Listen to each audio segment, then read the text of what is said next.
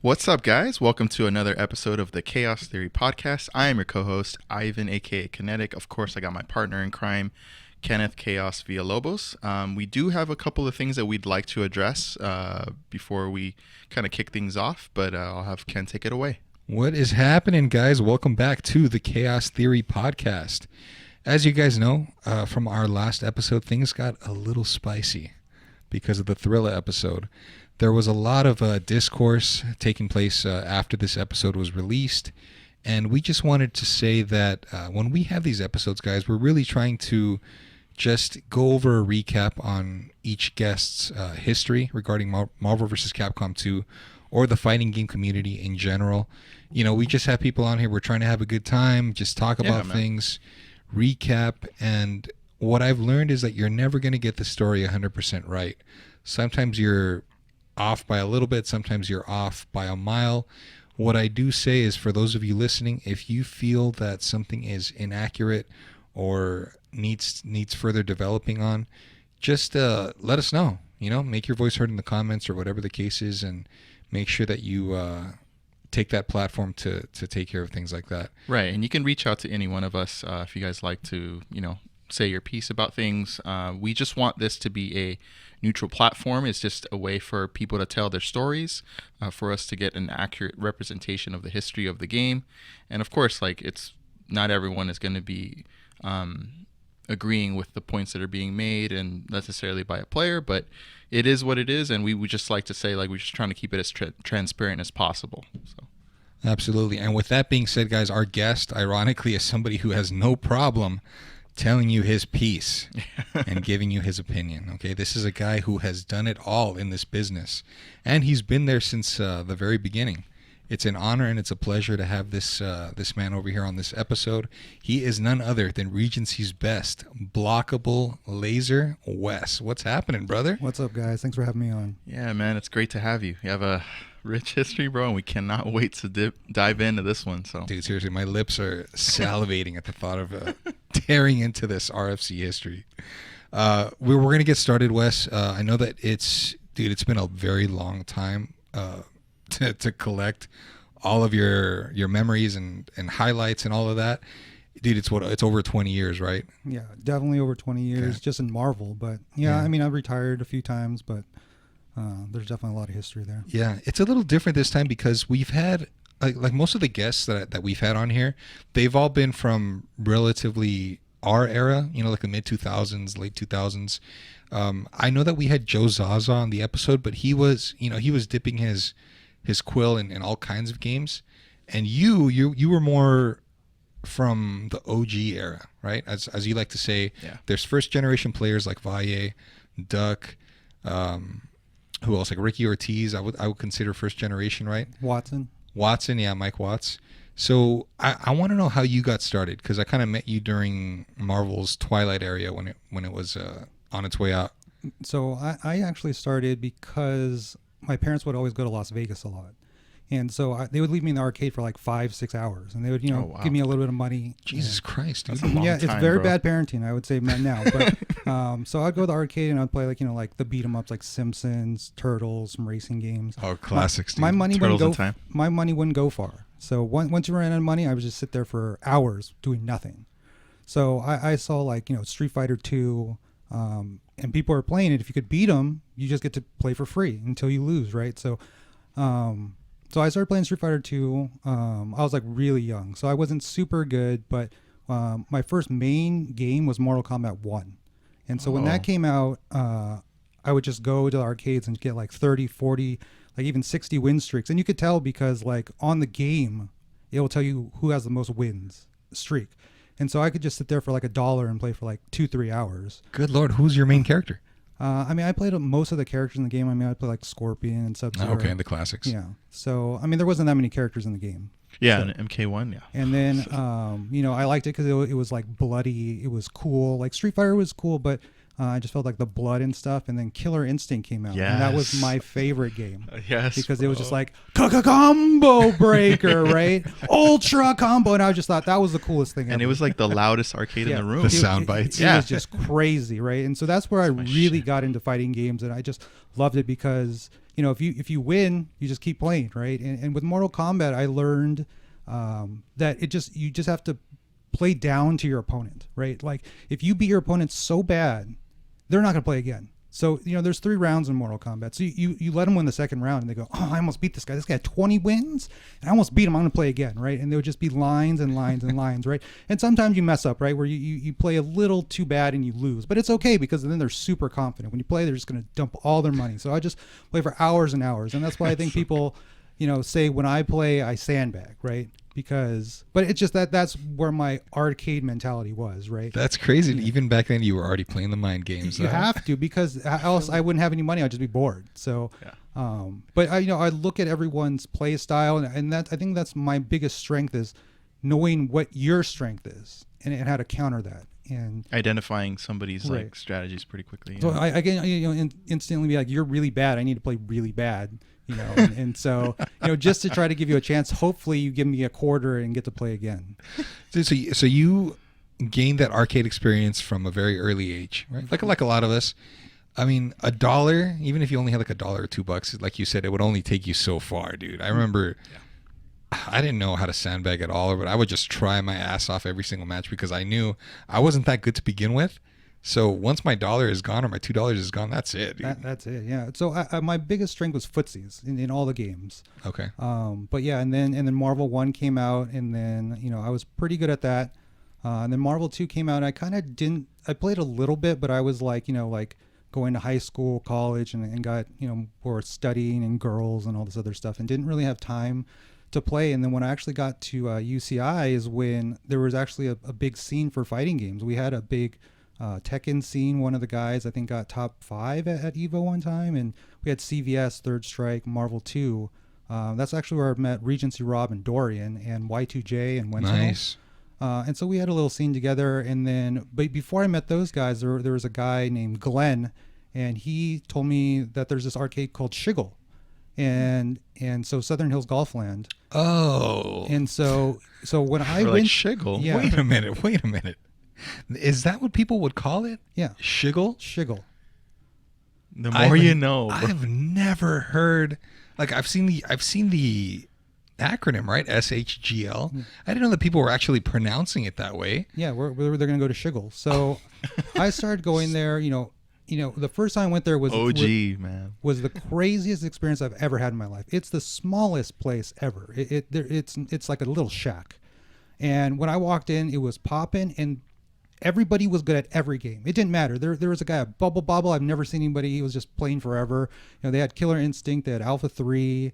I mean, people playing Beat Mania. I mean, I was good at Beat Mania, but these people were like, I've never seen people this good, right? They were playing like DDR, and they're just, you know, just dancing and playing at the same time. It was crazy. And then you would have like, you know, all the guys on Tekken and every game in the whole thing, they were like the best of the best. I've never seen anything like that in my life. And so when I first started going, I mean, I wasn't that good compared to them. I thought I was good, you know, but, you know, I didn't really play Marvel 2 like I did some of the other games earlier.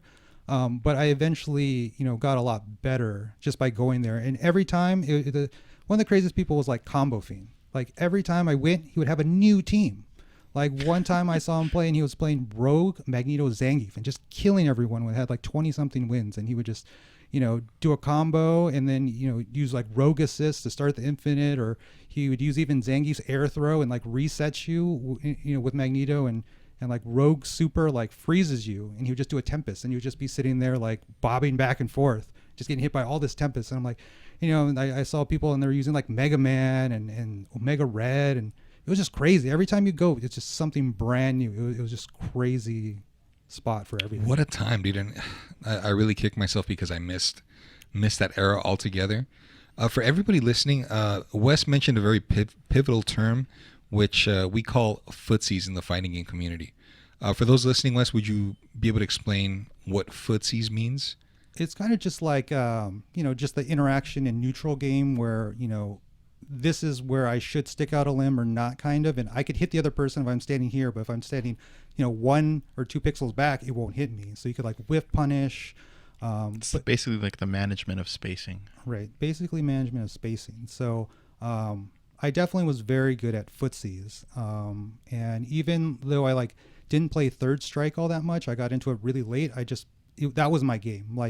I should have played that first, but since I was doing other things, I didn't play it when it first came out. But I mean, eventually I even did okay at Evo. I think I got 25th or 33rd at Evo one time. Just not even knowing any matchups or anything. I just super good at footsies and just carrying your fundamentals into it. And that's all you needed to rank that high. Yeah, and I mean, even I beat Ryan Hart in Third Strike, who was one of the best UK players at the time. I think he got top 5 at Third Strike and Tekken and all these other games. So, yeah. What was your first serious team for Marvel 2? My first serious team was Scrub. Team Scrub, really? Cable, Sentinel, Captain Commando? It was actually one of the Shiggle tournaments. I think I got 13th or 17th. I beat Potter and this guy named John D. Rockefeller, who was pretty good at the time and a commentator. But yeah, and then I think I lost Junior B, who eventually got 3rd or something. Yeah, Junior B, dude. Yeah. Definitely old school name right there. What was it that made you give Marvel 2 a serious try? Because we kind of jumped from you going to the arcade to UCI, and you got to experience a community setting, right? Yeah. At the college, at Southern Hills Golfland. You obviously wanted to be a part of it, right? Yeah, I think that it was the game that was the most exciting to me, and so it was the biggest game in North America, not the world, but North America. So I always wanted to play something that was, if I went to an arcade, people would probably be playing it. If you played, maybe Mortal Kombat. Maybe not everyone's playing Mortal Kombat, but most people will be playing Marvel 2. So that's the game. Also, something like CVS was just so slow paced. Yeah. So I didn't want to play CVS. So it was between Third Strike and Marvel, and those are the 2 games I played the most. Yeah. I think what you made a very good point is that you would go to Southern Hills Golfland and you would see something new every single time. I mean, 52 characters, that's a lot of different combinations. I think everybody was trying to make every combination a viable choice back then, just because everybody was testing things out and this might work, and since you're not used to seeing a certain team, you would just get eaten up by it pretty much, and then you'd have to figure out how to get around it, just like everybody does nowadays, right? Right. When did you start to see that a tier list was forming? Okay, these characters are definitely better than these characters. I mean, it was pretty early on. I mean, I think the only characters that were pretty wrong was Blackheart, Iceman, Cammy. I mean, those were really popular at the beginning because just Cammy's assist would just go through everything. Yeah, so annoying, dude. It tracks all the way to the top of the screen. And there's a lot of trap teams. There's Blackheart, Sentinel, and Doom. Dr. Doom, baby. Yeah. So I mean, people couldn't get around because we couldn't move. Yeah, we didn't know how to move. We didn't have the movement tech that we do now to be able to get around these trap teams. So they were very dominant in the early stages of the game. And same with Cable. It was just you just shoot them. You don't even need to be good with Cable. You just see something come out and you just shoot them, right? So it was Cable and Blackheart, and everyone's trying to get around these characters, and then you just get shot. So Cable, Blackheart, Sentinel was even a viable team. It sounds terrible now, but it was a really annoying team back then. Dude, there's a lot of ego, man. I could imagine there was a lot of ego back then in the arcade. Was there anybody there that really just had your number that you were like, man, I can't stand playing this guy?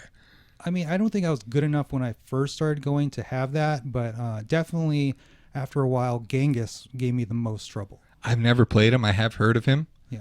But I never got a chance to play against that guy. I mean, I think he knocked me out of so many tournaments. I mean, I don't know why I would keep running into him, but yeah, he was tough. I mean, Potter was tough. I mean, any of the top players, of course. I mean, David Lee was there, and he was really good. Combo Fiend. Since you were there back then, from the early days, Evo 2002. Did you know anything? Did you know about the tournament? Did you want to go? Yeah, I actually went to B5 as my first major tournament, and that was up in Folsom, California. Oh man. Yeah, and then the first one was 2002 at UCLA, and I had friends over there, so I was just staying over there and went to the tournament at the same time. How did that go? It was I think it was the only evolution that had arcade cabinets. So they wheeled in all the arcade cabinets. It was a really bad tournament overall, I would say. there are just so many arcade cabinets. The sticks were iffy, and they had it where if you got top 8, all your losses got reset. Oh man! So if you were in losers top 8, you just had 2 losses. So I from what I remember, Justin already lost to I think Jose Garcia and Justin Wong, okay. and then he just got reset his losses, so he got to lose twice because I think top 8 did he lose to Combo Fiend or something, and then he got to losers top 8. So Justin already lost twice, but ended up winning the tournament. And this is back in the early days, but when our tournaments were still being held on cabinets, right? Yeah, it wasn't console. No. And I'm sure that we'll talk about this later, but did you notice a substantial difference between each cabinet and what equipment? What was it? Pretty much universal parts, were they using the 360s, the competitions, the same spring tension? No, they're all brought in different cabs from different places, so they're all kind of different with different settings, kind of like it just looked slightly different. So it was tough to play. And then they ran into time constraints because we had to be out by midnight or something. Yeah. And so they played grand finals 1 game. I could imagine, dude, that would piss me off. Just because I'm used to, like, this game is all about muscle memory, right? Like muscle memory, twitch reactions and stuff like that. Even if it's a 1 pound difference on the spring, that's good, dude. That's going to make it's going to throw me on a downward spiral because I'm used to the other type of movement. You know what I mean? I could imagine that was frustrating. I think it also allowed me, though, to play on any stick. So no matter what, when I first started playing console, everyone's complaining about every stick, everything. And it's like, try playing on arcade cabinets. And you don't even know if your button works, right? And so I think I never complained about sticks almost for my whole career. And maybe later, maybe that everybody else complains, so maybe I should complain too. Basically, we're all spoiled, dude. Goddamn whippersnappers. The question, of course, and this is what I definitely want to get into, is you already got the arcade experience. You've been to a couple of tournaments. You're playing on all kinds of joysticks on all cabinets. I want to hear about when you first got started at Regency, because that ended up being your home hub for the next few years. Right. So after Shiggle closed down, everyone went to Camelot, which was actually closer to me. And so they played there for a little bit, but they didn't really maintain their sticks or anything. So everyone just kind of scattered after that. And then Rob actually said, hey, come down to Regency. And, we have a lot of good players, and there's like Short Term and Ricky, Dorian, Black Juan and all that stuff. And I went down there and I was not welcomed. You got to be kidding me, dude. I mean, if Rob was there, Doran was there, I mean, was cool with them. But like the first time I was playing, I was just wrecking everybody there. And they didn't know who I was. They never heard of me. They didn't know who I was. So actually, Regency Ricky almost got in a fist fight with me. What? Because he just goes, you just run away, you do this. And he was just getting so mad. And then he went up to me and, like, hey, you want to fight almost, And so he, and that's how bad it got. And everybody else, like, I didn't know anybody at Regency beside Rob, and I don't think he was there that day, but he just told me to swing by, and I was like, this is how you play. You play MSP. What do you want to do? Rush you down? You want me to rush you down with Santhrax? You know what? If I could just interject really quick, for those of you that are listening, this game, there are certain characters that allow you to dictate what kind of pace the match goes on. Certain characters allow you to just run away the entire match, meaning that you make it so that you don't engage with the opponent. And for the opponent, especially in an arcade setting, it's extremely frustrating because there are a lot of factors, like your pride is being affected. Like, I can't execute my game plan. Number 2 is you're losing money. If I'm putting quarter after quarter and this guy keeps doing the same thing and he's beating me, yeah, it's going to get frustrating. And number 3, there's a line. This is back when you had 7-8 people with quarters in front of you. I mean, that's a long ass time for you to wait just to put in your quarter and then have the opponent run away the whole time. And unfortunately, I mean, that's just how it is. It's part of the game. It's adapt or die. Yeah. So just to put, context on why somebody would get to the point of, like, dude, I want to punch this guy in the face because of this. Yeah. So he got frustrated enough to want to get into a fight. Yeah, I mean, he was yelling at me, and that. But after that first time, after that we were cool. Because he's when the new guy comes in and he just beats everyone at your arcade, you'll get kind of mad, right? But how did you respond to Ricky when he did this? well, I mean, I yelled at him just what I said to you guys. I'm like, what do you want me to do? Rush you down? You want me to rush you down with Sentinel? Like, Ricky, Ricky's not the most rushed down character. I mean, he runs away a lot too, but he just he just got super frustrated. And I mean, it's understandable, right? If you can't win and someone new comes in, I mean, especially in our community, right? If some new guy comes up, you want to push him down rather than help him. Yeah, absolutely, dude. There's a pecking order, and you have to establish what the ranking system is. When somebody comes in and I feel like that's kind of what I did when I first started showing up and kind of like ruffled a few feathers. So, dude, it's crazy that you're telling me that you showed up and everybody was like, "Who the fuck is this guy?" Yeah. Yeah. So, but I mean, eventually you ended up being cool with everybody. Yeah, everybody. I was really cool with because after Rob came and he was like, "I know this guy, all this stuff," and I got respect just from the people rather than that. And I really tried to help everyone that wanted to be helped. I think I don't want to take all credit, but the reason why a lot of people from Regency got better is because I would help them. I'd be like, you need to do this better. You need to do this better. You shouldn't do this. Don't use supers here. Whatever it was, I wanted to make them better because if they were better, I was better. If I'm beating crap, that's the mindset. Right. And so I would try to help everyone and it became more like a family. We would, grab some pizza and hang out and stuff like that. But I really try to help people. Some people you just couldn't help; they just didn't want your advice, or right. They just thought it was condescending or something. Because, who specifically do you feel reacted that way? I mean, I think some people just couldn't get better, like Dara. I mean, he didn't reject my advice, but it's kind of like he never really improved. Where like everybody else at Regency kind of improved a lot, where like Jtron, Ivan, they were not good, right? But after a while they got super good. It was like me, Rob, Dorian were really good already, and we eventually got better, playing. But there's guys like Ricky was pretty good, but he got a lot better, and like Jtron, Ivan, they got way better, right? And so yeah, when I got there, Ricky was a monster. Like he would go on a streak for 20 wins at least. And this is when it was just him, like me, Carlos, a couple of the other low-level guys. Like we couldn't touch him at all.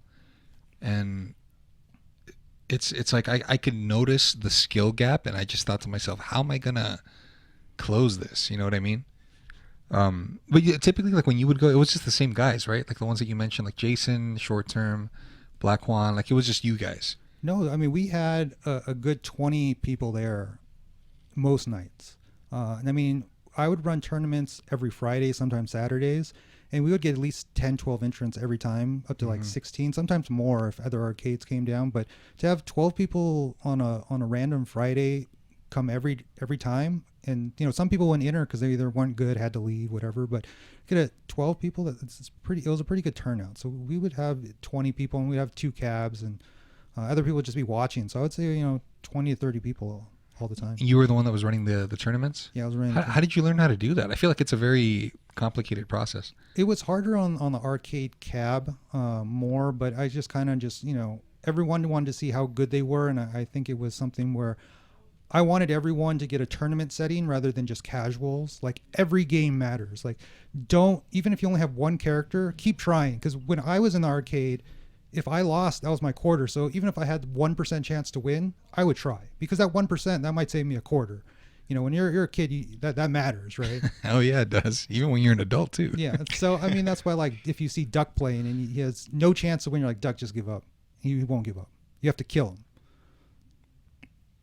Yeah, that's the mentality, bro, of just having a never say die. Yeah, and this is back when, like 2000, I want to say 2008, right?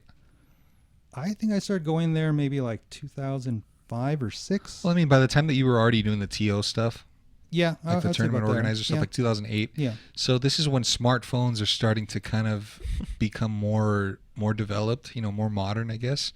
So back then you couldn't really just pull up your phone and go to, let's say, challenge.com and generate a bracket. You'd have to actually take out a sheet of paper or whatever you could find and write this out yourself. And if you didn't know what you were doing, I mean, you were in for a long night. So the fact that you were able to put that together, dude, that's pretty fucking awesome. It's impressive. Yeah. It is during the arcade era. The arcade era is still booming. So we have all of our different spots, like Family Fun Arcade in Granada Hills, James Games in Upland. What else? Super Arcade. Super Arcade, yeah. Super Arcade was already kind of on its way out, right? Were there any killers from these arcades that would stop by at Regency during this time? I mean, like Potter and Bill would stop by. Sometimes Ace. Sometimes a Family Fun crew. Very seldomly would come, like Finesse, Fanatic, Mega Man DS. Finesse, dude, one of my favorite players. Yeah, I mean, what are your thoughts on him? I mean, I thought he was really good, but he hardly ever traveled, so you couldn't really tell how well he would have done. He just never traveled outside Family Fun. Well, he did go to Evo one year. Yeah. Right. He went to Evo. The main consensus was that his skills couldn't translate from arcade to console. I mean, which is another topic in itself, right?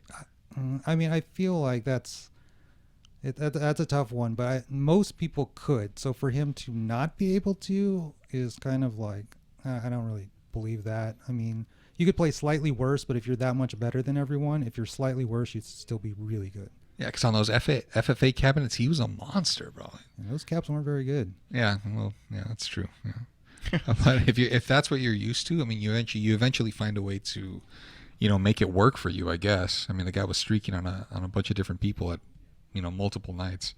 I wish we could see him do a comeback and try his meta out today, in today's climate, but that might be a long shot already.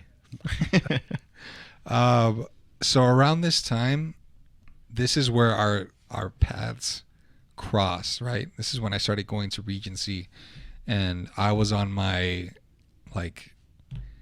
this is before I got into the whole chaotic one personality, I guess, the persona. I was just a guy that wanted to just go to the arcade, get some games in, get better, whatever. And when I got to Regency, I noticed that it was kind of like that.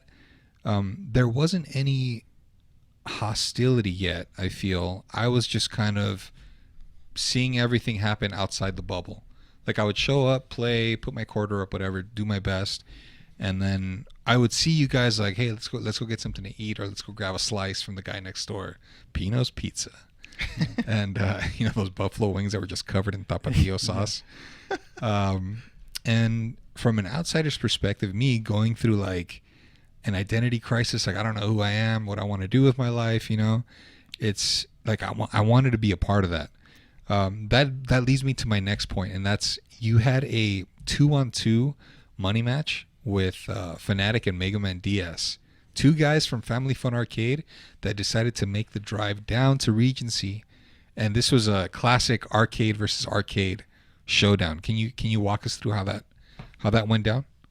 Yeah, so they wanted to come down and just play for 2-on-2, and so it was me and Jtron actually played Fanatic and BB Hood before Mega Man DS got there, and I think we beat them like 3 sets. I don't know if they beat us 1 or 0, but it was kind of just like a warm-up match. It wasn't much, and then the bigger one was them, Mega Man DS and Fanatic versus me and Clockwork, and we smoked them 4-0.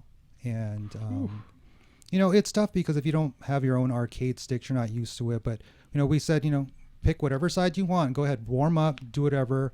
Where when we would go to Family Fun, it wouldn't be the same setting, right? Where if I went to a tournament and I had to play Fanatic, he just instantly called, I got player one side, because he knew what side was better, right?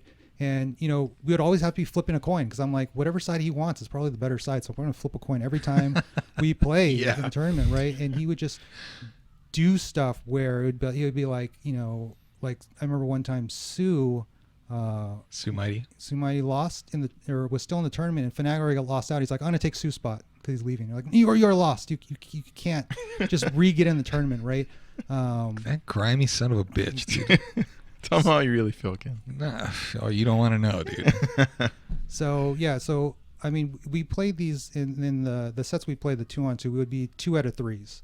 So it wouldn't be like a Pokemon style. It'd be like, okay, I play Fanatic 2 out of 3. If I beat them, then I play Mega Man DS 2 out of 3. And if I beat them both, then we win the set. And if one of them beats me, then they have to play Clockwork, or vice versa, right? And I just pretty much there was one match that Fanatic had all 3 characters. He had Stormin, all I had was Sentinel. I got like a launch on Storm in the corner, and then air comboed him, knocked him down, got unblockable, Nice. got unblockable on Psylocke. Yes. Launched her up, air combo, unblockable her again, and then unblockable Magneto for the win. Yes, I remember that my exact sequence God, because I bro. was in the back watching. I remember showing up and nobody had their quarters up. Like it was just you guys. And I asked somebody like, "What's going on?" They're like, "Oh, this is it's a money match. Like it's Wes and so versus these two guys from this other arcade." And I'm like, "Oh." Like, oh shit, like this, I could feel that everybody was invested and everybody was just glued to the cabinet. And I remember seeing that sequence and I was like, holy shit. And was that that was the end of the match, right? That was the end of the match, yeah. And then we played another set. What an emphatic way to close out. And I'll never remember this, but it was the same kind of sequence where he had all three characters and I had Sentinel. I think I hit him with like a crouching roundhouse as he was landing with Storm, right? He was just trying to run away. And I just thought, I'm going to stick out this crouching roundhouse and see if it hits him. And then the same thing happened where I got an unblockable on Psylocke. I think I missed the unblockable on Magneto, but it was like one-on-one and I just clutched it out. And I remember him screaming, "Not again!" and like, get come back twice in a few sets. But it was definitely the clutch factor. Those scars. Yeah. Bro. But right when he was losing, that's what he said, "Not again!" And they were so we ran a tournament after the money matches, and we had Fnatic and Mega Man DS on opposite sides of the brackets. Oh boy, I already know where this is going. So I can't remember who Fnatic lost to. I think he might have lost to Rob or somebody else. I don't remember who Mega Man DS. But there's only I think 6 people left, or 8 people left at most, and they were playing each other. And so they come up to me and they go, "Hey, I drove with this guy all this way, like." I don't, can you float us? I'm like, you start on opposite sides of the brackets. Like, we had 30 people in this tournament. There's 8 people left. Like, you're just going to have to play each other. Like, we're not going to float you, right? For our listeners, can you explain what that means? What does floating somebody mean? That means like if most of the time when you start a bracket, if like 2 really good players are playing each other or people that you carpooled with and like, like say you went to like a really big tournament, you're like, I didn't drive all this way to play my friend, right? So they'll float you before the tournament starts like, oh, we messed up. We didn't know you guys were friends, or, if Justin and Yipes played first round, they're like, that doesn't make any sense. We need to float you to a different part of the bracket. So basically swap you with somebody else's name on a different part of the bracket. Different part of the bracket. Okay. And this would happen a lot because back then if we traveled, I mean, it would be like 4 or 5 of us that would pack into our fucking Mazda Miata and and go to an arcade. So I could see this happening a lot. I never really complained about it too much. Like if it was me or like if I have to play Carlos, like I'm gonna beat him regardless, so it doesn't really matter. But if you play him first round, it's different. But if you play him second or third round, or losers top 8, like, well, you're already far in the tournament, right? Like, just live up with it, right? Yeah. So, but then Black Juan comes up and he goes, "You know what? Float him. Go ahead, just float him. Do whatever they want. Float him." So he's like, Black Juan's like, "I'll play Fnatic," and so I'm like, "Fine, whatever. If you guys agree to it, we'll float him." And then both of them end up losing. So Black Juan lost and Mega Man DS lost, I think, the next round in top 8. And then what happened was I was looking for the brackets to write it down, and Fnatic just stole the brackets. He stole the brackets. He wanted no point or evidence of them losing, and so they were gone. They once they lost, they bounced and they stole the brackets. But since there's only like 5 people left, 4 people left in the tournament, like I knew who was still in the tournament. But right. I mean that's crazy, right? You really have to steal the bracket, bro? Like really? It's just this piece of paper with I guess the record of $5 buy-in. Really, it means that much to you? You didn't want to take the L.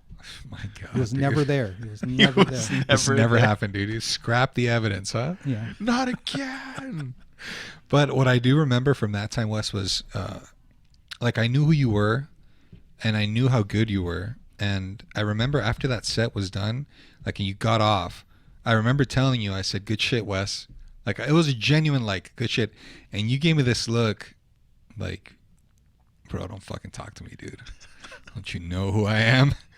No, it wasn't like that, but it was kind of like, hey, dude, we're not like boundaries, right? Like boundaries, like, hey, dude, we're not cool like that. Yeah. I don't know. I don't remember that, but I a lot of times, like if you play a big set, you want your boys to tell you that, right? And if buddy that I don't really know, it's not like, oh, go fuck yourself, right? But it's like, you're not the person that I wanted to say good games. I wanted Regency players to be like, good shit, you did it for Regency, not like this guy told me good games. Like, oh, okay. Hey, good job, buddy. Yeah. Like I'm like a nobody, Yeah. like some guy playing fucking Pac-Man, on the side.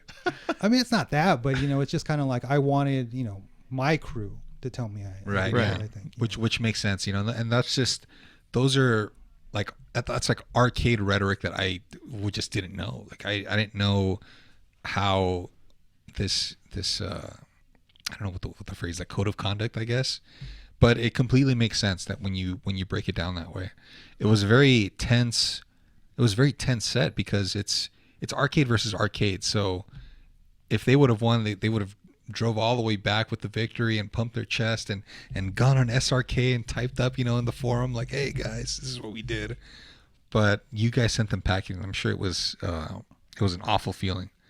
I remember somebody saying something about Fnatic losing to Jtron. I know Fnatic lost to Ricky.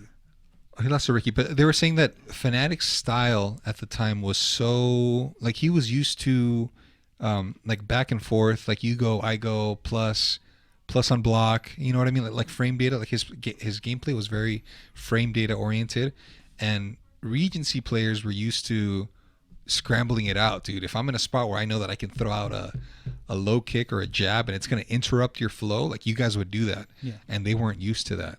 So the consensus was, well, not the consensus, but people were saying that Fnatic lost because he couldn't bring his play level down to what you guys were doing. I mean, back then it was, if you were hitting buttons, it was looked down upon, right? Like if I'm trying to reset you and hit you from the other side, you're expected to block, not mash. Yeah.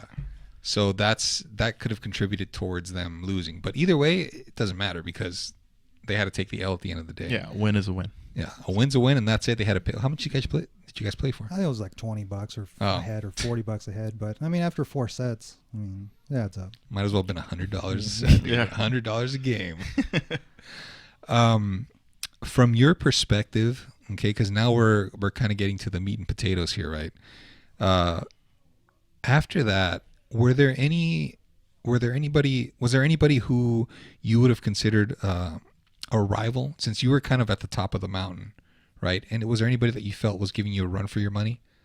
I mean, Dorian was really good. I would say he was the guy that if I didn't play hard, he could beat me. I think other arcades, there was people that were good, like Sue was really good. So I actually have a story about Sue, actually. So 2007 to 2009 was when I was getting like super good. And I felt like in around 2008, 2009, I wouldn't say unbeatable, but I was definitely one of the top 10, 15 players. It was hard to tell because there was not a lot of big tournaments and not everyone traveled. So you just had Evo and that was it. So 2008, I got 5th at Evo. And that's really high. So that I just felt like at that point I was really good. So I think somewhere late 2008, we had this session in Irvine, and it was Y2J, Wentinel, Combo Fiend, CYF George, Robzilla, Luke from Hawaii. Killers, dude. Nothing but killers, bro. Yeah, it was Sue and maybe a few other players. So I wanted to show everybody how good I was. So we had 2 setups, and Sue started on one setup and I was on the other. So, we would rotate Combo Fiend and, Y2J, all these players, right?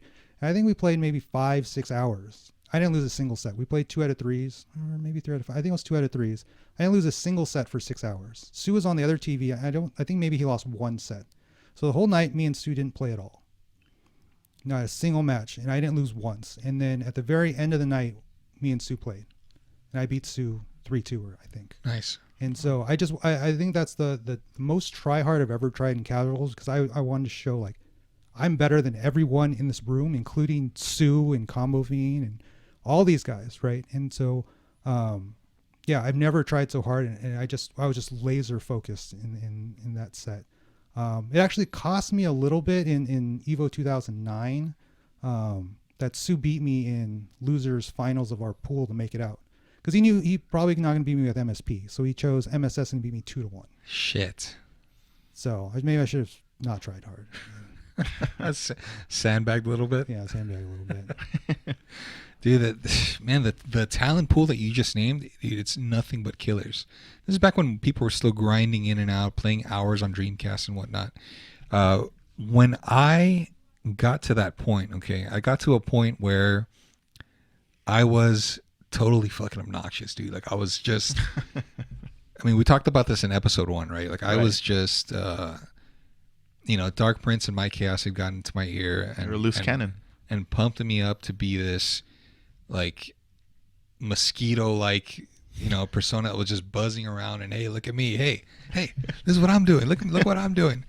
And it transferred over to Regency because I started feeling like, okay, I'm not going to make friends here. So you feel like the energy in the room, like when I'm not going to make friends here. So might as well just shake up the pecking order of the ranking system here. And I went for the top dog, which was Wes, right? I think that maybe I would have had more success if I would have called out, like, let's say, I don't know, like Black Juan, or started off a little bit lower, like maybe Ricky, but I went right for the top, dude. And I was convinced that I had it in the bag. Like, when it came time for our money match, I thought, like, I got this. I had just won the Family Fun Arcade tournament, and that had a bunch of killers. We had Neo, it had Reset, it had, I beat Finesse in the finals. Like, I thought, like, this is a done deal. And then when you and I played, it was like the game plan just fell out the window. Like, do you remember our match? Like, what do you remember about that? I remember that you had a certain play style, and I had measures to counter it. I was going to play how I normally play, and if something happened, I had little tricks, different teams, actually, like a Storm Sentinel Psylocke, because I knew you would just rush in and get hit by it. But my God, dude, it just the match started. It was just like, well, this isn't so hard, so I'm just going to play the way I play, and then it just, I ended up winning without having to change my game plan at all. But I just knew that you were just going to rush in, so all I have to do is wait for certain cues and just hit you on those cues, right? And it, I knew you would be a little nervous because you didn't play in a lot of big matches. So all your mistakes it was just very simple. I was like, I'm going to play very simple and not make any mistakes, just play as simple as I can. And if that doesn't work out, okay, I have plan B. I'm going to be more aggressive or do different things, but I didn't have to. So that's what happened. You know how fucking hard this is to talk about, dude? Can you tell the people what the score was? I don't even remember. Was it 10-3 or 10-4? That's very nice of you, dude. It was 10-2. Oh, was it? I don't even remember. I remember it was 1-1. Wow, that was okay. So, and then it was 7-1 or something. It was 1. Yeah, I remember you just pulled ahead, and dude, everything went out the window because it was the first set that I ever played where we had money on, like, a large amount of money, right, for what it was, and there were a lot of emotions involved. And I consider myself to be kind of an emotional player. I mean, not so much anymore, right? But back then, there's a lot of pride. I feel like the game is an extension of yourself. It's almost like an extension of what you can do physically, right? And if somebody's beating you, it's almost like they're beating you down physically, not just mentally. So being there and having an entire arcade, like, everybody was in my ear, right? Even people that didn't regularly go to the arcade. Like, I remember Clockwork was there, and Clockwork was like, "Let's go, Wes," and he was like clapping and shit like that. And I'm like, Clock, I thought you were my friend, man. There's a lot of people there. What's going on here, dude? Watson was there too. Yeah, Watson was there. Chris Magnus was there. Like, I didn't tell you about this. What are you doing here, man? And it's just, there were a lot of outside factors, and it kind of adds to the debate, right? Like, what do you count more? Do you count a first to 10, you and I in the comfort of our own living room, right? No outside factors. Or do you put that extra hurdle of people talking shit and, oh, he's gonna mess up, watch, he doesn't know how to do that, you don't got those, right? And you have to push beyond that also to get your W's. It just depends on how you look at it, right? Is there money involved? Is there no money? Like, what do you consider to be more of a win? And during our set, it was, dude, every factor imaginable that I had to deal with. And I remember watching our matches. I only saw them once, dude. Once. And I don't even think I finished the whole set. I had to like turn it off. Like, oh, this is terrible. Because I was doing things that I shouldn't have been doing at all. Like, I remember I did a like sweep with Magneto. Like, I did sweep, super jump cancel, dash down roundhouse sweep. TG? Yeah, OTG. Okay. And then I super jump. Instead of doing the ROM, I like super jump and I did short, hyper grab Tempest. Like mid-screen. And Wes just mashed right out of that. Yeah. Especially someone of and his caliber. Looking back at it, I'm like, dude, what am I doing? But it's all part of the learning process, right? Like, you're put in a tough situation, and you make decisions that you normally just don't make. You make decisions on the fly in general, and ultimately I made all the wrong ones, dude. And it was a huge slice of humble pie that I had to eat at the end of the day. And then afterwards, Wes, you and I, we were able to go outside. Like, we went outside, and I was just beating myself up, dude. This was a pivotal moment between you two. Wes went out there, and he basically gave me some tough love, and he's like, dude, you were fucking up. You did this, you did that. Like, you shouldn't have been doing this. I mean, I don't know if you remember. Yeah, I remember going outside. Yeah. And that was the last thing that I expected Wes to do, because there was just so much animosity. And I had never taken it upon myself to go after like an entire arcade, right? Like, I wanted to go in there and say, I'm better than all of Regency, not knowing what I was getting myself into. Like, there's levels, and Wes kind of brought me like, you brought me right back down to where I was. Like, okay, you're not there yet. You're not even close to being there yet. And it really was a pivotal moment, because that made me just kind of switch everything up. Okay, I'm not that good. I'm not with these other guys, you know, like Dark Prince and Mike. They were building me up, saying that I was at a certain level, and it was clear that I wasn't there yet, dude. Yeah. Embarrassing to say the least, but definitely something that was a learning experience. Like, I always tell you, dude, even when we're like drinking or whatever, I'll say, hey man, you saved me, bro. You saved my life. You know, the funny thing is, like, when you win, you don't remember your wins, because you're supposed to win, right? If you're that good, you're supposed to win. But the losses, you remember all of them.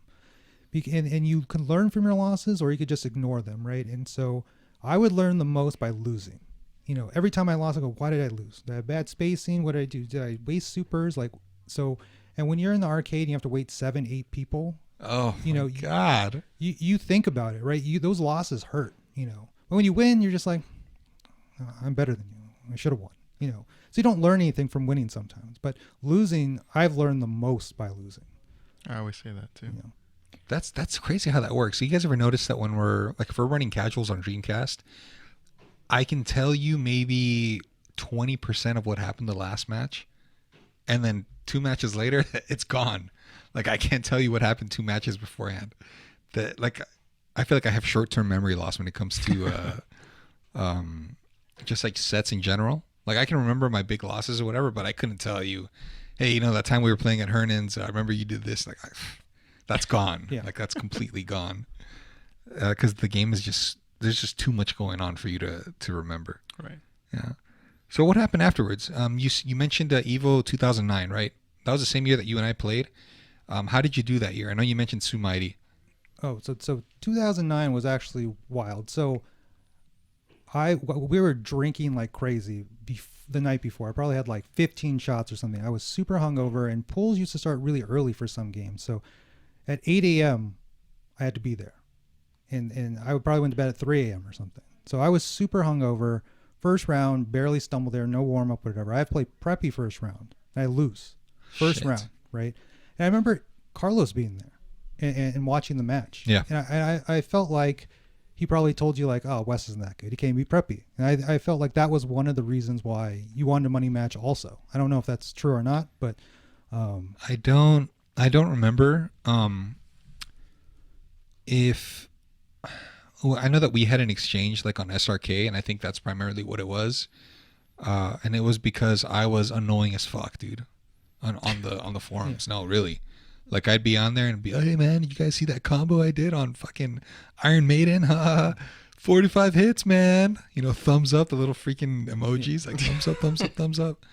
And you were like the only guy to call me out on my shit and say, hey dude, you need to fucking knock it off. Like, I remember I would say that everything was intense, and you called me on it like, oh, does everything have to be intense? Is everything hype? And I'm like, what? Oh yeah, we're gonna play for some money now. Well, I remember we were supposed to play and it just kept getting delayed and delayed and delayed until it was supposed to be like June or something, and then it got pushed back to after Evo. Yeah. So I didn't know if like you're like, oh, you can't be preppy, so I could beat this guy. I didn't know if that. That's if I would have. I don't remember hearing about that. If I did, that probably would have been extra motivation. But I don't think there's anything I could have done to win at all. Yeah, but I just thought you maybe thought I was worse. No way, dude. I mean, like I did win the FFA tournament, right? Yeah. But it was on console.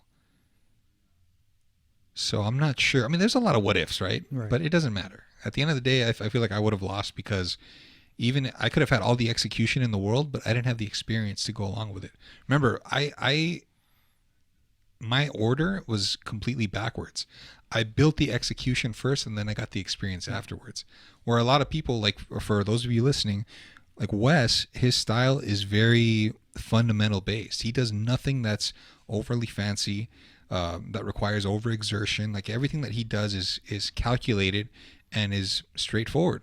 Like and that's how he gets his wins. He's very efficient. Yeah. So back then, I was probably doing things that were way more execution heavy than you at the time, right? Yep. But it didn't mean a damn thing, because if I don't have the opportunity to land those things, Yeah, he can't land a hit, so yeah, I couldn't land the hit at all, or I would land it and I'd get nervous and drop an input, or I would do something that cost me the match altogether. Instead of killing a character, I tried to go for something fancy, to please the crowd, and it just ended up backfiring in my face. But whatever, I lost the set, and it is what it is. So yeah, I don't think there's anything I could have done to help me in that scenario. Probably not. But yeah, so back to Evo 2009. So then my pool already had Duck, Stanford, Sue, Combo Fiend, Jesus. Reset, wow. and Crizzle. So that was my pool. So my pool was hard, and there's other pools that had almost nobody. Like I think Mad Booface got out winner's side because he had to be like Blackheart King or something to get top 8. But my pool is hard. So losing first round is really hard because every round you don't win, you have to play double the matches. Yeah, so exactly. I went on one of the craziest losers run where I think I beat Combo Fiend, Reset, Crizzle, and I had to play Sue in losers finals. I think I beat 2 or 3 other people on the long way, but I lost to Sue 2-1. Else I would have probably got top 5 again back-to-back years.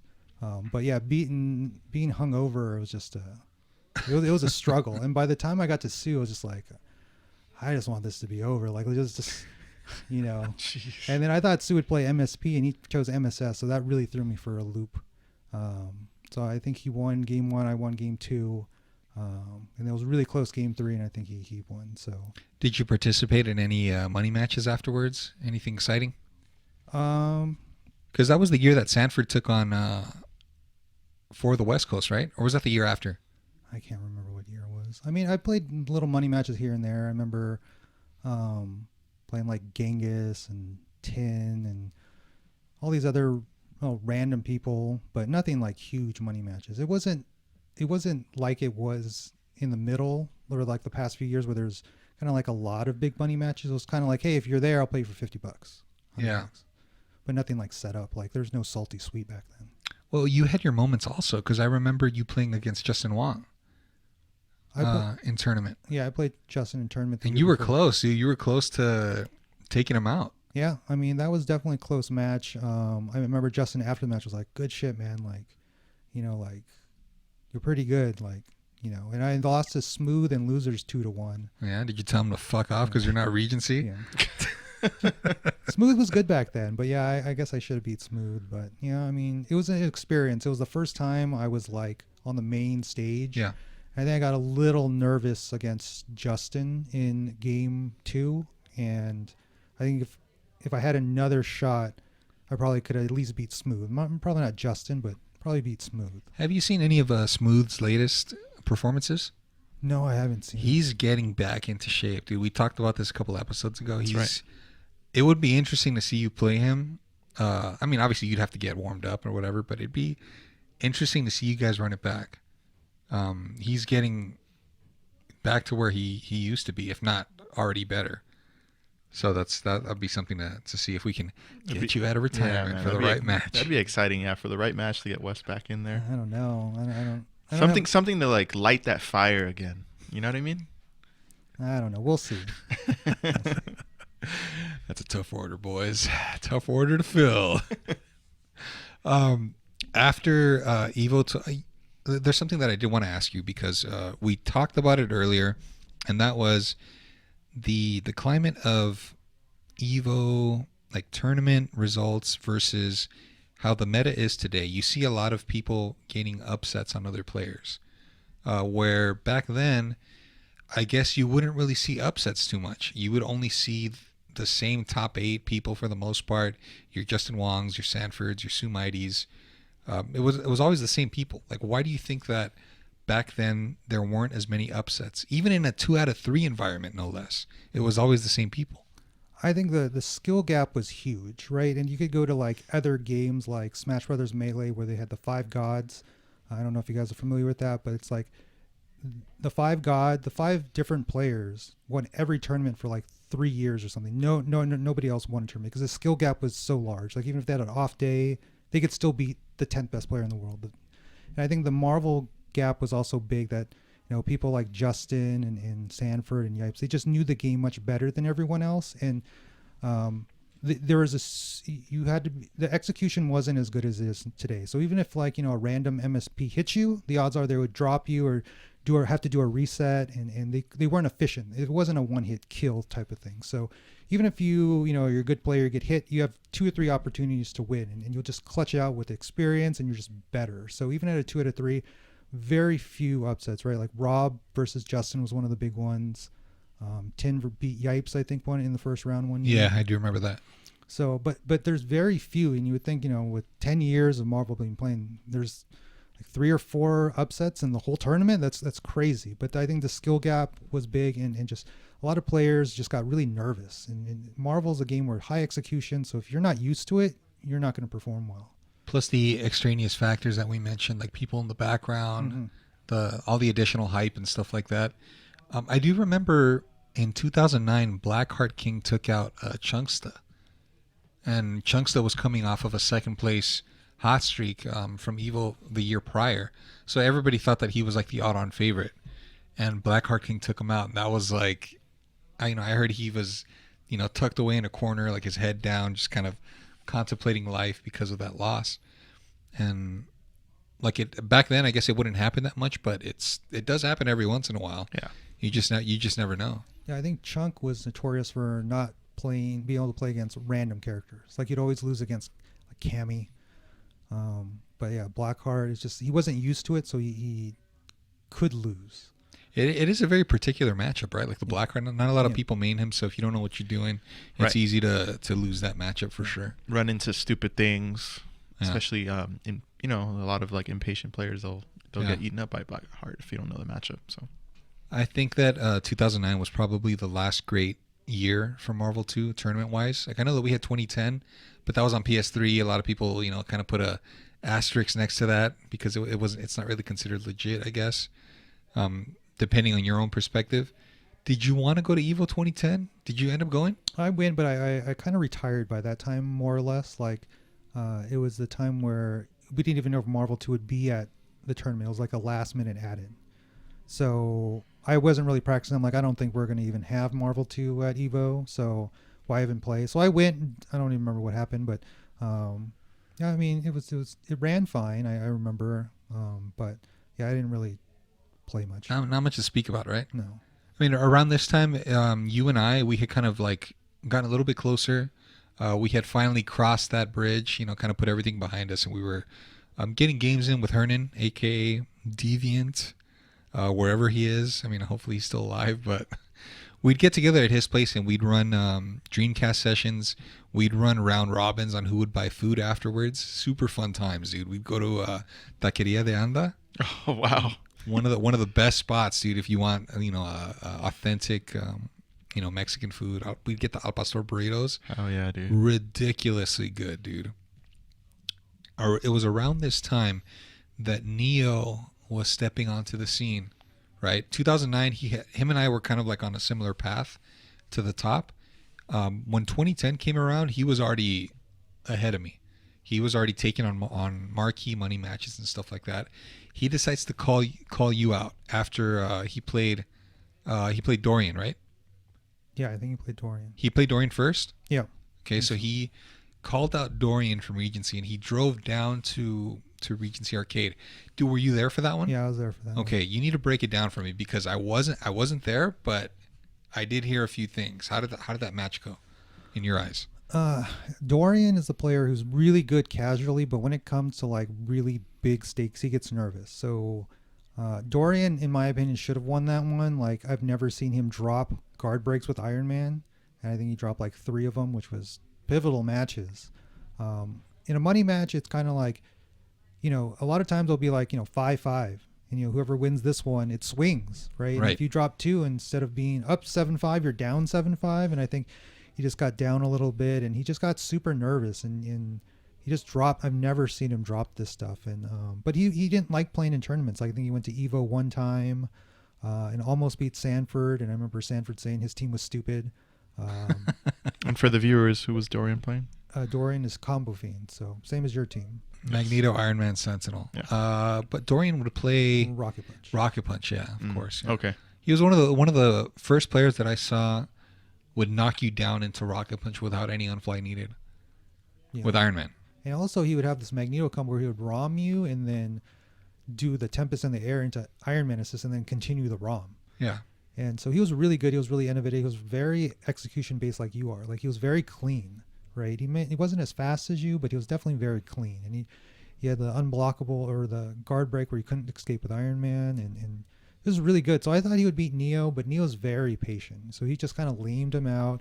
Dorian would just drop things when he had it, and I don't remember the final score, but it was pretty close. Like 10-6 or something like that? Yeah. Or no, it was first to 15, right? First 15. Yeah. So, but it wasn't. But yeah, I think Dorian was just super nervous, and I wasn't playing that much at the time, but Neo really wanted to play, and so I said, I'll play. And I watched some of his matches, and he's just pretty lame, I guess. But I played him, and I didn't win.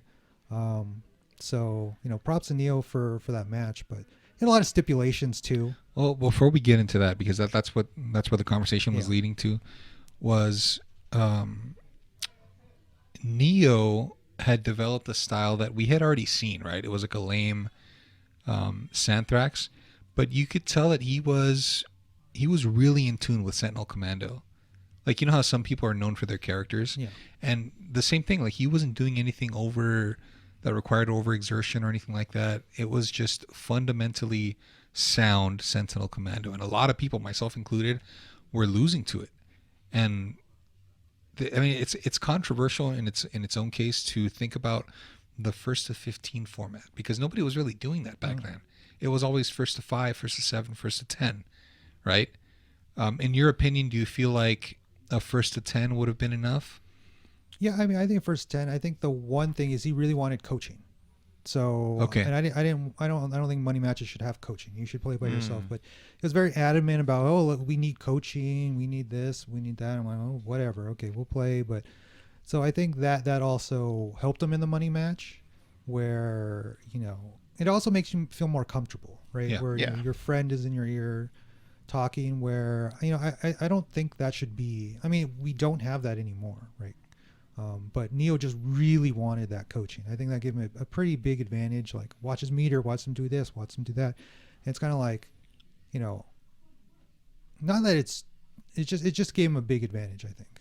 Yeah. Yeah, having a coach is pivotal, because you can, Marvel being like a very emotional game, you can swing between sets or swing between games, and you could feel a certain way, and then you can have your friends come up to you like, hey, you're probably doing this wrong. He could point out to you literally what your opponent is already exploiting and then your opponent again has to readjust. I mean, it's a big advantage. I know they might not be playing for you, but I mean, just the fact that they're pointing out something that you're maybe doing and some habit that you're constantly getting punished on. It's big. It's a big deal. Do you feel like that was the case when Sanford played against Duck at Evo 2006? Yeah, 100%. I think that Justin being a coach, Oh yeah, dude, come on. it was just completely unfair when Sue was Duck's coach. I mean, Sue has no idea how to play Spiral. I mean, what's Sue gonna say? Fuck him up, Duck. Fuck him up, Duck. Throw more knives. Like, he has no idea. But Justin would be like, no, do a super here, do that. Right? I wouldn't mind it as much if it was after the match and you come up to your guy and go, you know, you got to do this more. But mid match, it's like, come on, man. Like, it's kind of. I don't believe that should be part of the game. It's just another thing to add to the list, right, of what we were talking about when it comes to outside factors. Like, not all of them are bad. In this case, having a coach could make the difference between you either losing or winning the set. So it's another case of, well, shit, man. I mean, do we count all factors in the results on what weighs more? Or do we count, you know, just you playing by yourself? Just depends on how you look at it, right? Yeah. All resources available, or just what you have available yourself, I guess. Just using your own thought process. I don't mind if people are screaming in my ear or whatever. I mean, it's kind of like if you go to a basketball game, right, and you have the away crowd and they're waving things in your face on a free throw. Mm-hmm. I mean, you're going to be like, please don't do that. Like, we need to be fair and equal. No, that's not right. But no one's, you know, coaching in the game, you know, for you and doing different things. So you don't have like a, you know, like in football, if they're like, hey, you know, this guy's open on the left throat over there mid, you know, after you see their defense, yeah, that would be cheating, right? That's why they turn off the mics after, you know, the play clock goes, right? So that's something that I do want to ask Neo if we ever get him on here, is he also introduced the breaks, right? Scores 5-5 or whatever the case is. All right, timeout. We're going to take a quick 30 intermission. Yeah, 30 intermission, and he would walk away with so and so or do who knows what, and then 30 minutes later he'd come back and then it's a totally different game. I mean, I'm okay with like 5 minutes, but 30 minutes is kind of 30 minutes, bro. So yeah, that's the standard. The infamous match between G-Con and Neo. Yeah. And the sad part is it could be a deal breaker on seeing whether or not you see a hype match happen. Like if G-Con hadn't agreed to it, we wouldn't have seen him versus Neo. Right. You know, for that set. So it's just, I wish we would come up with some kind of compromise, you know, for that. Something that's not totally unreasonable, you know. Like, I don't agree with the breaks either. I feel like we should just play it out, get to the finish line, yes. and that's a wrap. Neo beats Dorian, and then he wastes no time and he calls you out. How did that happen? Yeah, so Neo wanted to play, and you know, I was already not playing. So, but you know, since Dorian lost, I kind of wanted to avenge his loss, but at the same time, I really wasn't playing all that much, and it's kind of like, am I making excuses like I lost to Neo because I wasn't playing? But even Neo admits like, okay, he wasn't playing, and Neo called out a lot of people that weren't playing, like Sue and stuff that were already, you know, kind of out the door. Right. On the way out. You know, so, you know, Neo's wins are impressive. He didn't lose. But at the same time, I wish he played everyone a year before, right? And then we would have saw really how good he was, or at least me versus him. So, I mean, I played Neo. I don't know if you remember that Super Arcade where me and you played in the grand finals.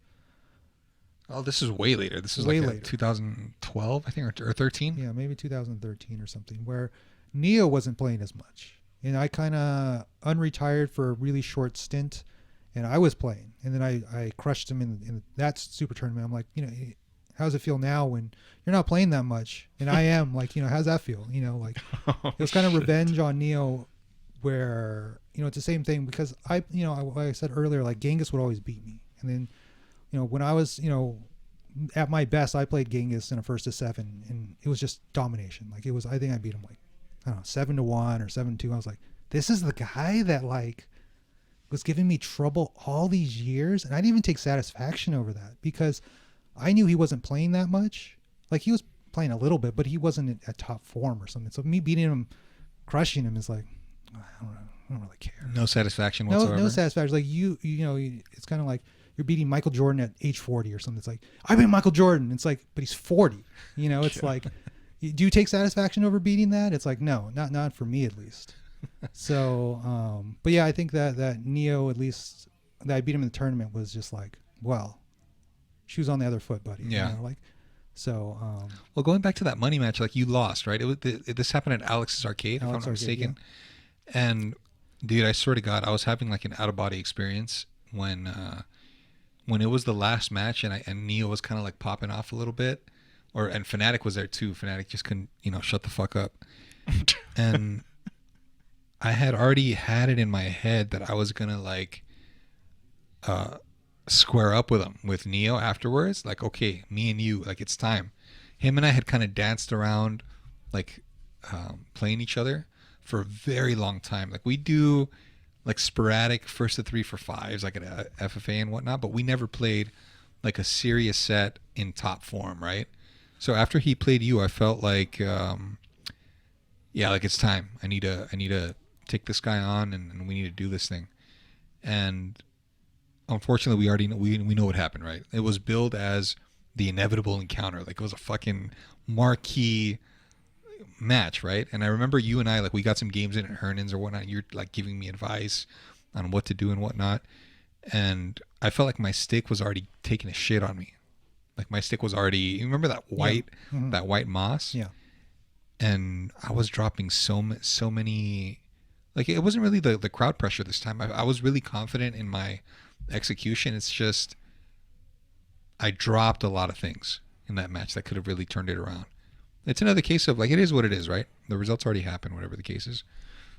But that match happened, and then after that, you kind of like fizzled out, right? Like, you took a break from Marvel 2. Arcade scene was pretty much done, right? Mm-hmm.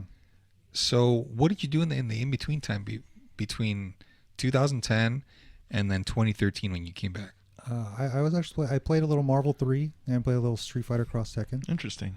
Yeah, I mean, the first year Marvel 3 was at EVO. I think I got top 50 or something. Shit. Wow. Who were you playing? Wolverine, Phoenix, Akuma. Oh, okay. But Nice. Phoenix was broken. But This is vanilla Marvel 3, right? Vanilla Marvel 3. And then Street Fighter Cross Tekken came out, and then it was very footsie based, so I liked it. And I liked, having Tekken and Street Fighter. And just everyone said it was a terrible game, and then the patch came out, and it was actually not that bad. Wait a minute, hold on. Okay, Street Fighter Cross Tekken, I remember you, like, it was very footsie based, because once you'd get hit, it would turn into tag combo, into hard knockdown, into OTG, into tag again. Like, it was just, the damage would just pile. It was just whoever was going to get hit first, you were pretty much half life, half dead. I heard about the patch. Can you walk us through what the patch was? So the original, it was like you would regain too much life. Like, if you tagged characters out, you had all this red life. And so all these matches would be timing out at the highest level. And so everyone's like, this is the most boring thing. Like, every match is a timeout. So everyone just said this game sucks, right? And then it got patched, and you got like gems. So you get like damage boost or defense boost or whatever. And overall, I think there was just more damage. And so matches wouldn't time out. So it was actually not a bad game. I wouldn't say it's a great game, but I like playing it. It wasn't as bad as people made it out to be. It wasn't as bad, but it was too late by then. Like, if it's even was Ultimate Marvel 3 or something, and it just gets bad reviews, and then it's like, well, can't recover from this no matter what happens. Yeah, on to the next project. Yeah, that's how it was. Like, you would do like 1 or 2 patches, and then if it didn't work, oh, okay, well, then I guess we're done here. Same thing happened with Marvel Infinite, right? Yeah. Oh, that was even worse. That was even worse. Like, it didn't really get a fair shake because money talks, right? And it didn't do good on shelf life, and that was it. That's all she wrote. Yeah. So no more patches, nothing, and just. Thank you, Disney. Yeah. 2013 comes around. You come back. You start kicking ass again. You're taking names like you never left. This is where the next generation of East Coast players started coming around. It was like next generation / resurgence. Like, you had G-Con coming onto the scene. Desmond made a comeback, right? He had taken a break a little bit, and I remember seeing you play against these guys at EVO. Can you walk us through that? G-Con for sure. I think G-Con was a little later than 2013. I think I was playing like Jin, I think, during that time. I can't remember now. Oh, Jin from Peru? I think so. Oh, Peru shit. champ, right? I think Yeah. that was... When did he come in the first time? Like 2014, I believe. So I think so, because I think I played G-Con 2015 or something. So I think I played again from like 13 to 15. And so I was playing like Andy Doom was coming up, I think, and Jin. And I would always go to like Alex arcades during that time, and they'd run little tournaments. Yeah. Shout out to Alex's Arcade. And then I would just win every tournament, so they hated me. Right. So Well, dude, this is back when everybody wanted a piece of you. Yeah. Like Sanford became the goalpost because he was the only like Titan, I guess you could say, that was still active. So everybody wanted a piece of him. And on this side, you were like the equivalent to that. Everybody wanted to, hey Wes, let's money match, bro. Ivan, Ivan couldn't get away from you. Andy Doom, like all these guys just wanted to get a crack at Blockable Laser. it was weird because it was like they would see you play, and then it would be like, he's not very good, so I could beat this guy, right? And then it would just kind of snowball. I would beat one guy, and then the next person would want to come. So, I got into a groove like, okay, if everyone wants to play me, then I'm going to train and be good, right? And everyone, it's kind of like when Amir came and beat Andy last time, where Andy has very big flaws, right? And if you just don't get hit by certain things, you roll his sweep or something, he's just not going to win. So, everybody thought, well, Andy's going to win, and he didn't. And then, Jin came, and he's like, well, he's obviously going to win. And I don't know how many times I beat him. I felt bad after a while, actually. Why? I think I beat him like 4 or 5 long sets or something. And I remember him playing and be like, hey, one more set for like $50. I'm like, no, I'm okay, man. Like, I know he's good, but it's just like, after a while you lose that many times. It's like, I don't want to play anymore. Like, what do you have to prove? You beat me? Like, right? They just want that one set, dude. Just that one win, man. I don't know. And then, so that was it. And then we were playing, I think, at Super Arcade a little bit, and then I think Evo 2015 is when I played G-Con. Was that we were supposed to do the East Coast, West Coast? Yeah, that was when it was me and Ray. That's 2015? Yeah. So, so I was still playing up until then, because we were supposed to do the 5-on-5, and then, so I was like, you know what, I'm gonna try and play, and let's see if, this happens, and it obviously didn't happen. And then I played G-Con. I wanted to just play somebody, I guess. And G-Con wasn't ready for my play style. I think G-Con's actually really good. Yeah, super solid player.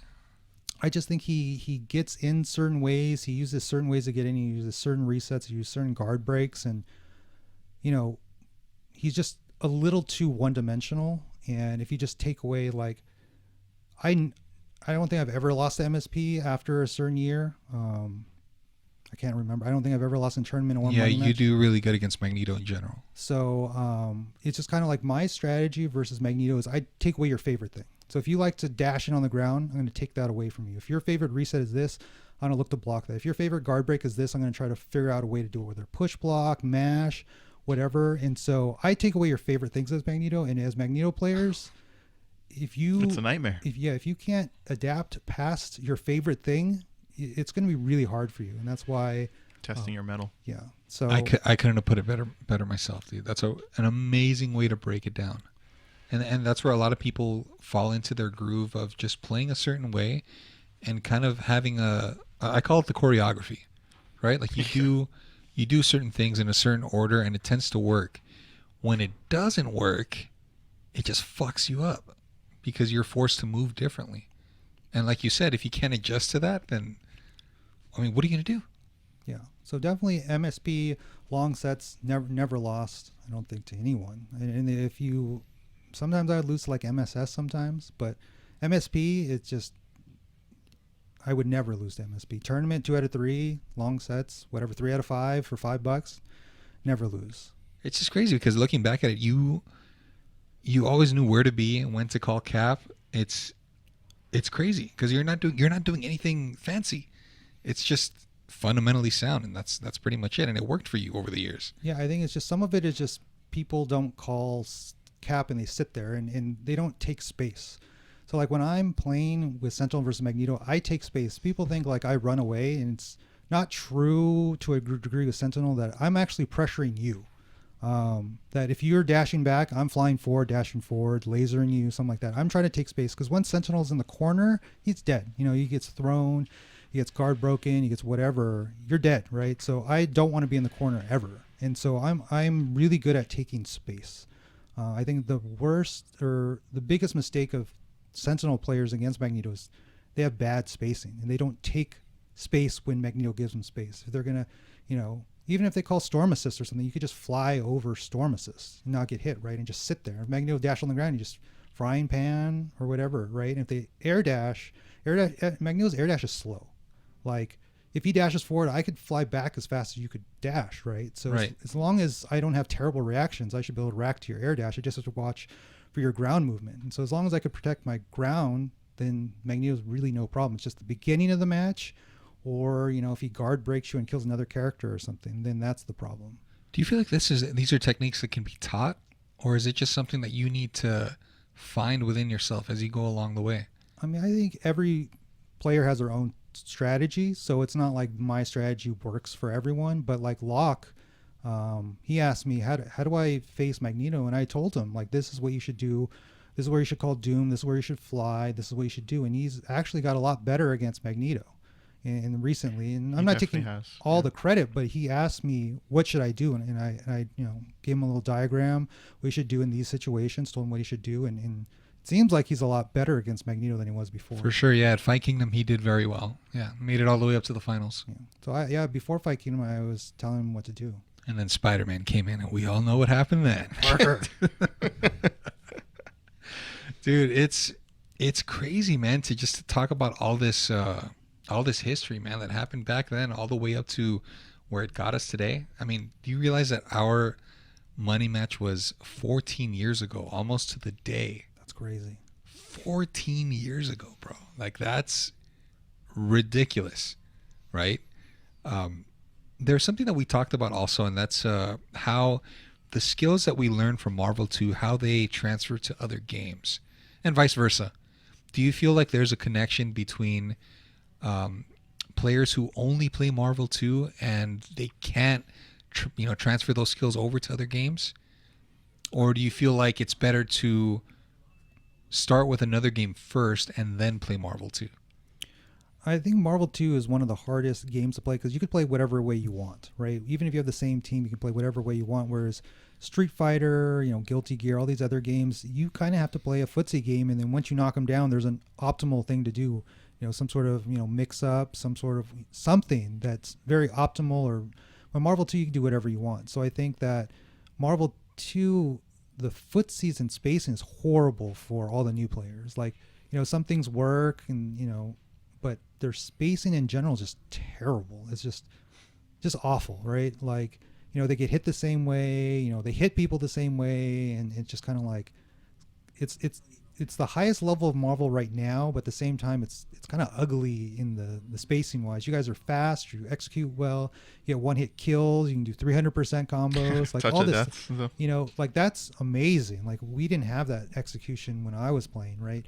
But the way you guys get hits is just so ugly. Or sometimes you guys get hit and it's like, how did you get hit there? Like, why are you flying here? Why did you dash here? Like, this doesn't make any sense. Like, this is terrible. But when you get the hit, and that's all that matters, right? And it sort of kind of goes over it like lays over the deficiencies that they showed, because they're getting the hit and they're getting the kill anyway. So it's kind of like just covers that whole. Oh, I guess I could still do bad habits and still win the game somehow. And I think the mentality is different, where if we lost in the arcade, that's a quarter, right? But now everyone's like, just next game. Yeah. And so it doesn't matter if you lost, because next game you just have to win, but it's casuals, so there's nothing on the line. It doesn't matter if you get better or worse, as long as you're having fun, right? I think that's more or less like it's No. not, it's I mean, it's nice to win, but there's not anything on the line. Like, if you're in casuals and you lose 10-2, I mean, you don't go home and be like, man, I lost 10-2 in casuals, right? But if you did that in the arcade, you'd be like, man, I was just waiting in line, right? Where you think about that. But in casuals, it's like, oh, I'm just going to go play this other guy in this other setup. I'm going to play this guy in this setup. Or I'll play online. And so there's no consequence to losing. Like, you don't learn anything. Like, the hunger is gone, right? Like, there's no goalpost that you're setting up, so it doesn't really matter. Yeah, it doesn't matter. Compared to back then. I mean, back then you could argue that it was casuals also, but it's costing money and it's costing time. Yeah. Like you said, you're waiting in line and nobody wants to wait in line, dude. I don't want to wait in line and see fucking Dexterous going, oh, sand trucks. Like, no, dude, it's my turn. Yeah. It's my turn. So I think going back to your question, I think that if people play multiple games, it doesn't have to be you only play Marvel 2 and you play this game before or after. But I think playing any game will help you bring different tactics to the game, whether it's Street Fighter or Guilty Gear or whatever. And you can be like, oh, in Guilty Gear, it kind of does this. Maybe I could do this in Marvel 2, or oh, this seems to, fake them out. Maybe I'll, whiff punish this, where you really don't see whiff punishes all that much in Marvel 2 or people talking about it, but there is such a thing, right? Where, oh, yeah. Oh, for sure, dude. But even if, certain people don't know frame data or something, they're like, well, if Sentinel does like a laser here, it's so many frames, it can't cancel or do this. I could do this or bait this and, let's see what happens. But instead, everyone just goes ham and just goes in and just hopes for the best. And it's like, oh, it works 40% of the time. That's good enough because if I get that hit, I win. Yeah. I think that if you played Marvel 2 and then you went to a different game, it would only help you with Marvel 2 as opposed to starting off as a Street Fighter 4 player and then you make your way over to Marvel 2. You're not going to have the speed necessary to keep up with, let's say, a mid-average MSP player. Yeah. It's just a lot going on. Yeah. It's a lot. In Street Fighter 4, it's block. Okay, now it's my turn. Yeah. Oh, I've messed up. Now it's your turn, and vice versa. It's like, it's very turn-based. Correct. And Marvel 2, it's almost like you can steal a turn in certain times. So it's very interesting. Very interesting. Very interesting. And then also you have the speed factor of like how certain players can move a lot faster than you. So that just throws your whole dynamic out the window because you think you can land a certain combo or you can be in certain scenarios, but then you're getting hit by things and you're like, I can't see this guy. Like, and going back to what Wes was saying about how ugly we're getting the hits, because of the scramble that we're initiating almost 90% of the time. I think that if you're able to convert off of those hits, then it means something as opposed to just random hits adding up until you die. You know what I mean? Yeah. I feel like that speaks more. Where do you see yourself now in terms of Marvel 2? Do you feel like you're done for good? You want to come back? You've moved on? I mean, where are we at right now? I think I'm done.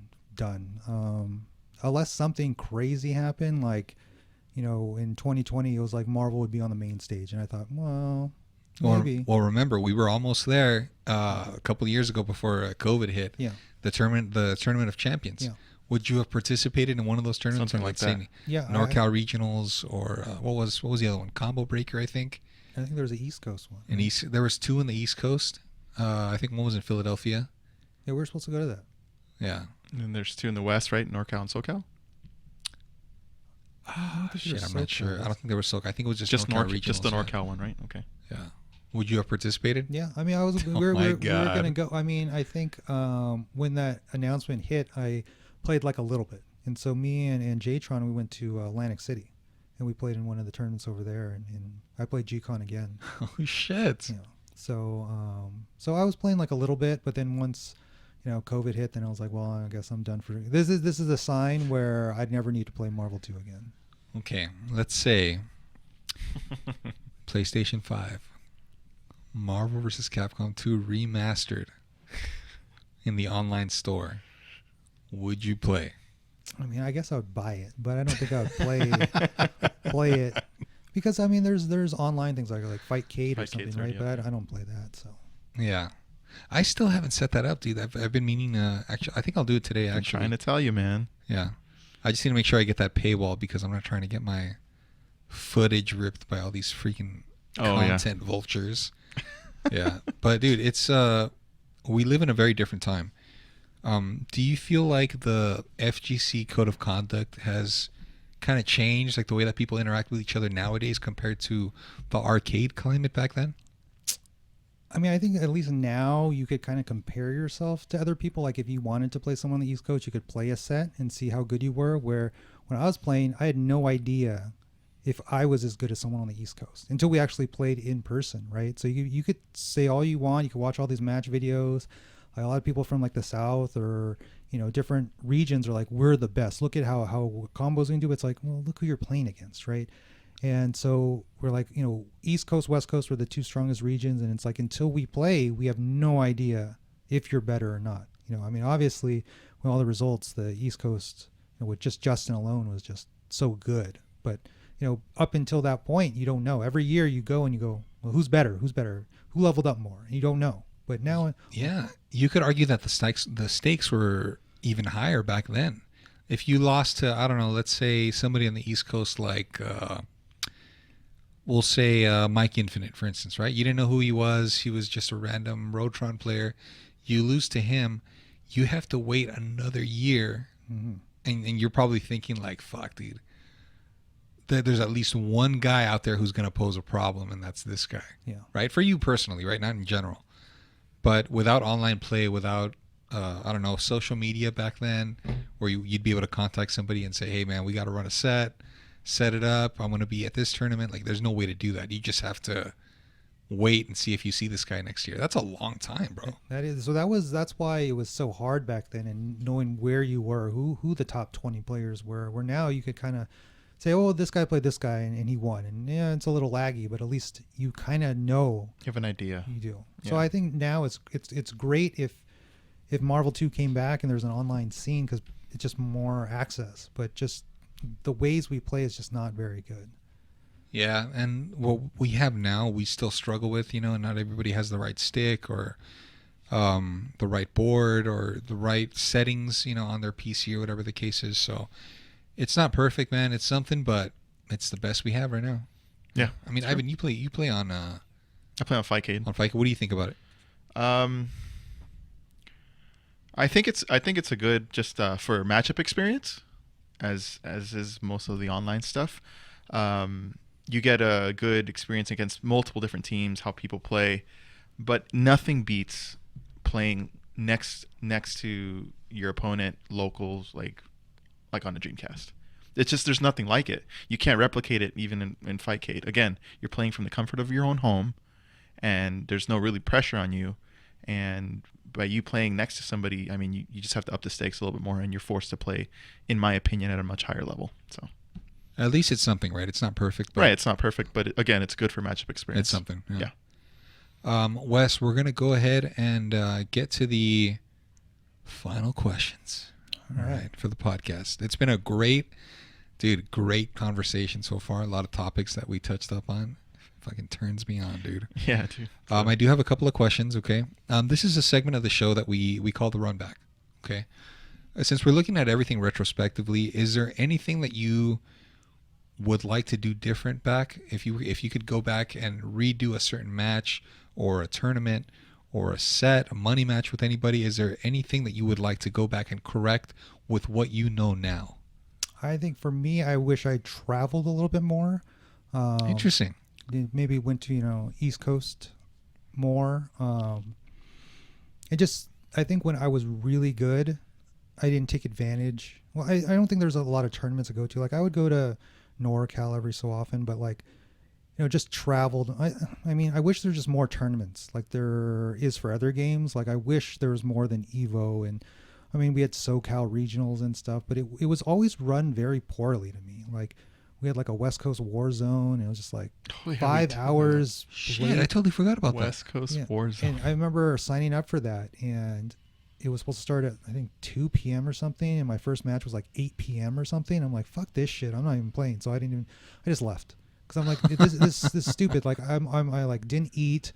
I was waiting for my match, and like, everyone's like, oh, it's going to start here, or we're waiting for this. And, with all the late registration that they had on site, they're like, oh, we can't even get the brackets. There's too many people registering late. And it's like, well, don't have late registration. I think that was one of the first times where there was after a while, there's no on-site registration. Yeah. And so that was really poorly done. That a West Coast Warzone 2 didn't go to. And it was just kind of like, my spite for some of these tournaments is just, it was maybe I should have went anyway, because there wasn't a lot of tournaments to go to, but I just was so put off by some of these tournaments.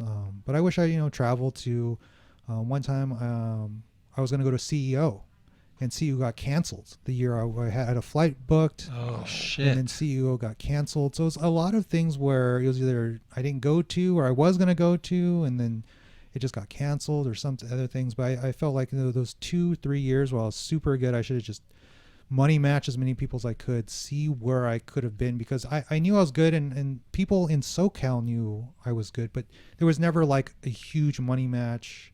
But in general, there's no huge money match, right? There's no like Justin Yipes money matches against people anyway, right? There's just, if you got top 5 at Evolution, you're pretty good, and that was it. Well, your criticism for the tournaments are, I mean, in my opinion, it's justified because you wore both hats as both a TO and a player, where a lot of these people maybe they didn't know how to prioritize correctly. I think if more people would have voiced their concerns over that, it would have improved.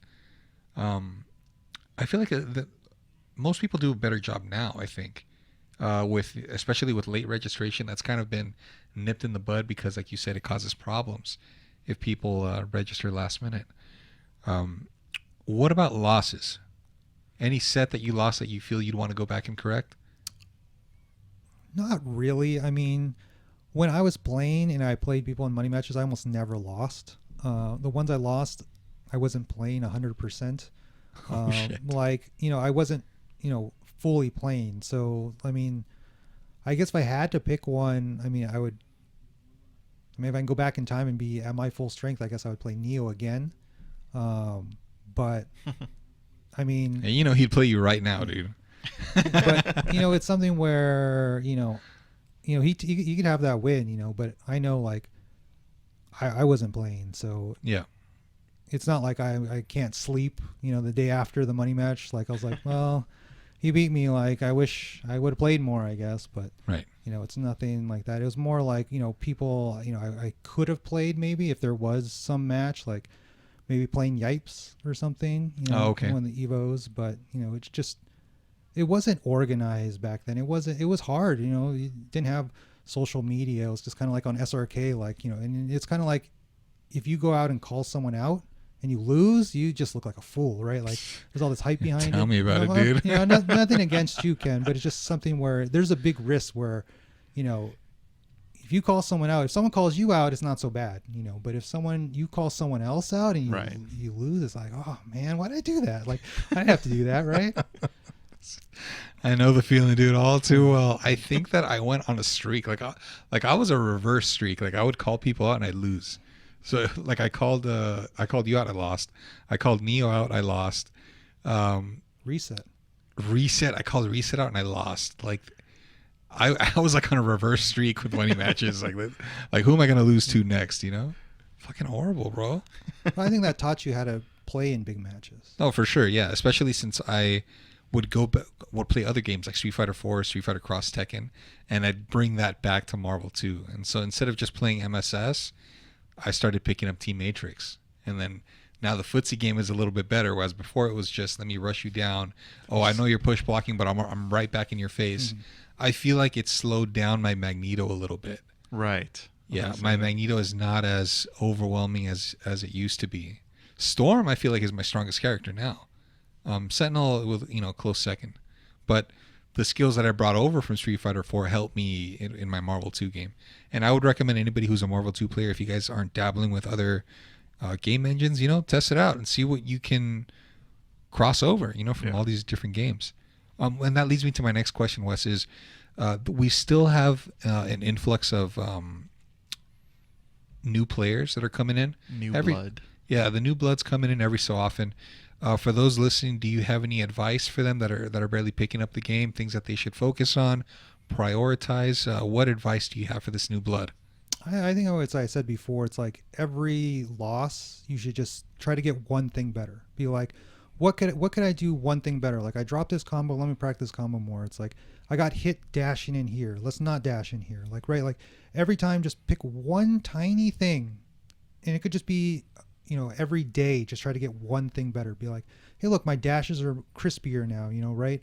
And it's like, oh, I did a fast fly, 70% instead of 50%, right? And some is just training mode, but other things are just, tactical things where it's like, keep getting shot here when calling my assist. Let's not call my assist here, right? And just one thing and just experiment. And if you could make just one thing better every time you play, after you play 100 times, that really adds up. And you might lose more at the beginning because you're trying new things. You're like, oh man, right. But after you just get better, it all adds up, and then you just start beating people you never thought. You take off, your weights like Rock Lee, right? And just you're so much faster, you're so much better, right? And I think that's the thing. It doesn't matter when I play a new game, I lose all the time, but it's like I just got to get better and better and better. And after a while, it's like, whoa, how did I get this good, right? Yeah. And just have that mentality. But if you do the same things over and over and you beat people you're supposed to beat, but lose against people you're not supposed to beat, that shows that you're not getting better at all. You need to be able to beat people that are better than you over time. If you care, I mean, some people play for fun. Like